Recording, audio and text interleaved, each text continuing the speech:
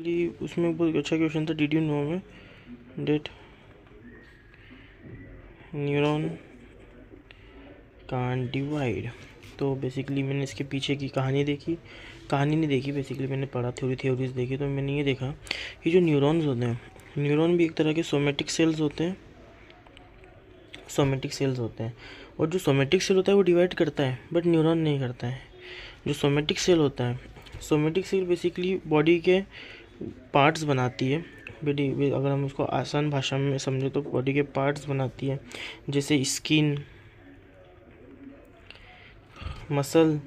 उसके बाद मसल्स के अलावा अगर हम देखें तो बोन्स में हेल्प करती है, नर्व फॉर्मेशन में हेल्प करती है। साथ में इनका एक और काम होता है सोमेटिक सेल का, वो ये काम होता है that they also help in growth and repair में भी हेल्प करती है। ठीक है, लेकिन जो सोमेटिक सेल्स होते हैं, ठीक है, सोमेटिक सेल डिवाइड करता है, उसके पास 2 सेट ऑफ क्रोमोसोम्स होते हैं। ठीक है, तो बेसिकली 2 सेट ऑफ क्रोमोसोम्स है, मतलब यहाँ पे डिप्लॉयड होगा। अब डिप्लॉयड हो रहा है तो माइटोसिस होगा। ठीक है ना। अब मैच्योर न्यूरॉन्स के पास मैंने ये देखा कि जो न्यूरॉन है उसमें भी अगर मैच्योर न्यूरॉन है तो मैच्योर न्यूरॉन के पास सेंट्रोसोम नहीं होता है। बस मुझे यहाँ से पूरी उसकी आगे की स्टोरी समझ आ गई। बेसिकली क्या होता है, अब आप समझो अच्छे से। जो सेंट्रोसोम होता है, सेंट्रोसोम के अंदर सेंट्रियोल होता है। Centriole is responsible for the cell division. ठीक है, अब जो सेंट्रियोल होता है ये 2 स्ट्रक्चर बनाता है। एक बनाता है आपका, सबसे पहला जो बनाता है वो बनाता है माइक्रोट्यूब्यूल, दूसरा बनाता है स्पिंडल फाइबर।